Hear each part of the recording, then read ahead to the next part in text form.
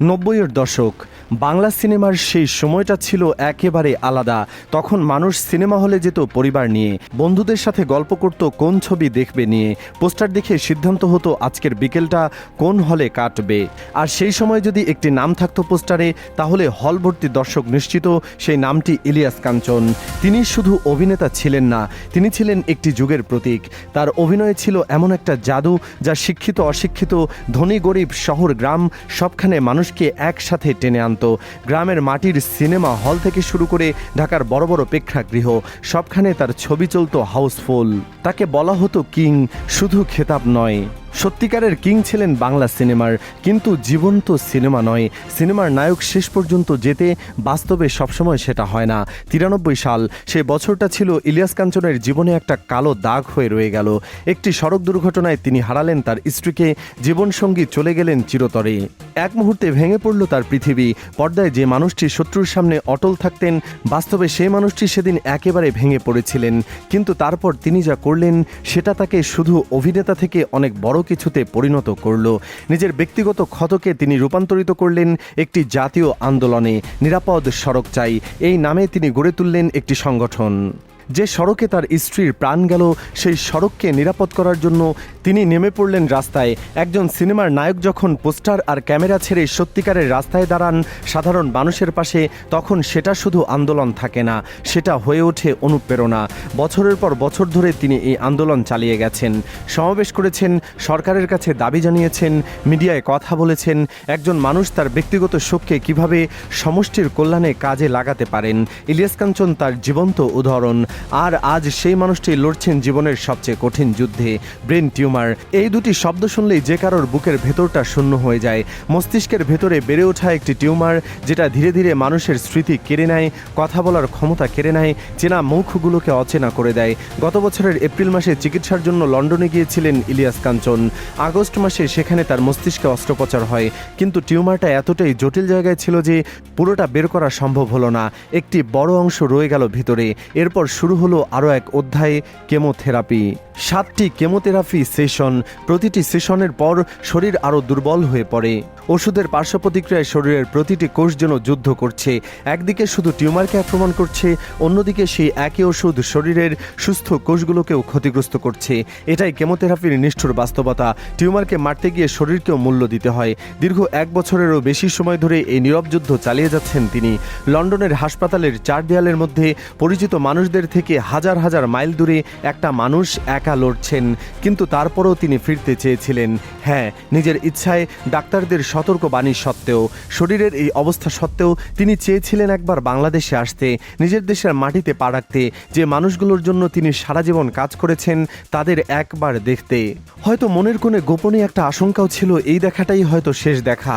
আর ঠিক সেই মুহূর্তে সাংবাদিকদের সামনে তিনি বললেন সে কথাগুলো যা শুনে সারা দেশে কান্নার ঢেউ বয়ে গেল। তিনি বললেন, আমি আর বাঁচব না, সবাই আমাকে ক্ষমা করে দিয়েন। ডাক্তার বলেছে রিপোর্ট ভালো নয়, হয়তো আর আপনাদের সামনে জীবিত ফিরে আসতে পারবো না।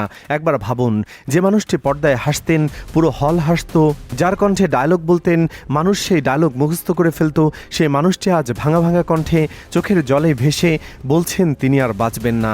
এই দৃশ্য সহ্য করা সহজ নয়। বিমানবন্দর থেকে তোলা সেই ছোট্ট ভিডিও ক্লিপটা যখন সামাজিক যোগাযোগ মাধ্যমে ছড়িয়ে পড়ল, তখন বাংলাদেশের ইন্টারনেট যেন থমকে গেল মুহূর্তের জন্য। হাজার হাজার শেয়ার, লক্ষ লক্ষ ভিউ, আর প্রতিটি কমেন্টে একই কথা, একই ব্যথা।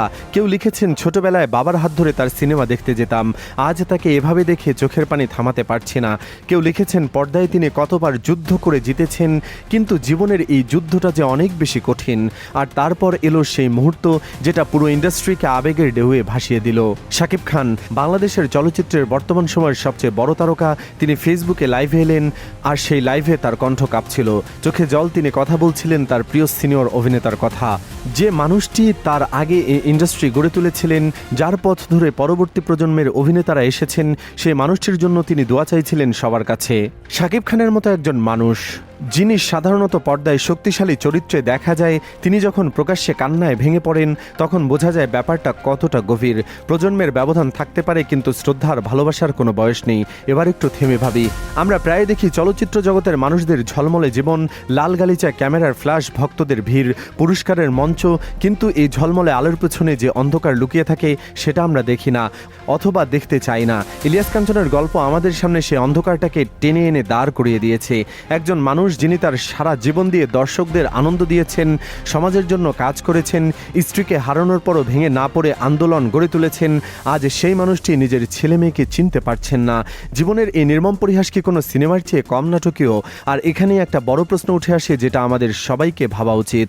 বাংলাদেশের চলচ্চিত্র শিল্পের যে সোনালী যুগ তৈরি করেছিলেন, তার জন্য আমরা কতটুকু করতে পেরেছি? যখন তারা ক্যামেরার সামনে ছিলেন, আমরা তাদের ভালোবাসা দিয়েছি, হাততালি দিয়েছি, কিন্তু যখন তারা ক্যামেরার আড়ালে চলে গেছেন, অসুস্থ হয়ে পড়েছেন, আর্থিক সংকটে পড়েছেন, তখন আমরা কতজন তাদের পাশে দাঁড়িয়েছি? এটা শুধু ইলিয়াস কাঞ্চনের প্রশ্ন নয়, এটা পুরো ইন্ডাস্ট্রির প্রশ্ন, পুরো সমাজের প্রশ্ন। পৃথিবীর অনেক দেশে চলচ্চিত্র শিল্পীদের জন্য আলাদা তহবিল থাকে, স্বাস্থ্যসেবা থাকে, অবসর জীবনের নিরাপত্তা থাকে। আমাদের দেশে সেই ব্যবস্থা কতটুকু আছে? একজন শিল্পী যিনি দশকের পর দশক ধরে দেশের বিনোদন জগৎকে সমৃদ্ধ করেছেন, তার চিকিৎসার দায়ভার কি শুধু তার একার? এই প্রশ্নগুলো আমরা এড়িয়ে যেতে পারি, কিন্তু ইলিয়াস কাঞ্চনের সেই শূন্য দৃষ্টি, সেই ভাঙা কণ্ঠ, সেই কথাগুলো আমি আর বাঁচব না, এগুলো আমাদের বিবেককে ধাক্কা দেয়, আমাদের মনে করিয়ে দেয় যে পর্দার ওপারেও মানুষ আছে, তাদেরও ব্যথা আছে, ভয় আছে, একাকিত্ব আছে। আগামী 14 আগস্টের মধ্যে তাকে আবার ফিরে যেতে হবে লন্ডনে। 16 আগস্ট তার গুরুত্বপূর্ণ পরীক্ষা নিরীক্ষা। এই পরীক্ষার রিপোর্ট হয়তো তার জীবনের পরবর্তী অধ্যায় নির্ধারণ করে দেবে। চিকিৎসা চলবে নাকি আর কিছুই করার নেই, সেই উত্তরটা আসবে সেদিন। বাংলাদেশের মাটিতে তিনি মাত্র কয়েকটা দিন আছেন। এই কয়েকটা দিন তার কাছে অমূল্য। হয়তো তিনি চান এই মাটির গন্ধ একটু বুকে ভরে নিতে, এই আকাশের নিচে একটু দাঁড়াতে, যে মানুষগুলো তাকে ভালোবাসে তাদের মুখ একবার দেখতে, এমনকি যদি চিনতে নাও পারেন, অন্তত অনুভব করেন কাছে কেউ আছে। সিনেমায় তিনি কতবার শেষ দৃশ্যে জিতেছেন, শত্রুকে পরাজিত করে বিপদ থেকে বেরিয়ে এসে হাসি মুখে দাঁড়িয়েছেন। আজ বাস্তব জীবনে তিনি সেই শেষ দৃশ্যে দাঁড়িয়ে আছেন। কিন্তু এবার পরিচালক কোনো মানুষ নয়, এবার পরিচালক সময়, রোগ আর নিয়তি, আর সেই মহান উপরওয়ালা। আমরা শুধু দোয়া করতে পারি, মন থেকে চাইতে পারি, এই শেষ দৃশ্যটাও যেন সিনেমার মতো হয়। নায়ক যেন শেষ পর্যন্ত জেতেন, ইলিয়াস কাঞ্চন যেন ফিরে আসেন, আবারও হাসেন, আবারও কথা বলেন, আবারও চিনতে পারেন তার প্রিয় মানুষদের। কিন্তু যদি না পারেন, যদি সত্যি এটাই শেষ হয়, তাহলে আমাদের মনে রাখতে হবে একজন মানুষ তার জীবনের প্রতিটি মুহূর্ত দিয়ে দিয়েছেন, পর্দায় দিয়েছেন, রাস্তায় দিয়েছেন, মানুষের জন্য দিয়েছেন। আর আমরা তাকে কতটুকু ফিরিয়ে দিতে পারলাম? এই প্রশ্নটা আজ রাতে ঘুমাতে যাওয়ার আগে একবার নিজেকে করুন। আপনার জীবনে কি এমন কেউ আছেন যিনি আপনার জন্য অনেক কিছুই করেছেন, কিন্তু আপনি তার খবর নেননি অনেক দিন? একটা ফোন করুন, একটু সময় দিন, কারণ সময় কারোর জন্য অপেক্ষা করে না। ইলিয়াস কাঞ্চন সেই সত্যটাই আমাদের মনে করিয়ে দিচ্ছেন তার নিজের জীবন দিয়ে। তার জন্য দোয়া করুন, কমেন্টে লিখুন আপনার ভালোবাসার কথা, কারণ হয়তো কোনোভাবে সেই ভালোবাসাটুকু তার কাছে পৌঁছে যাবে, আর এটুকু শক্তি যোগাবে একটা কঠিন লড়াইয়ে জেতার।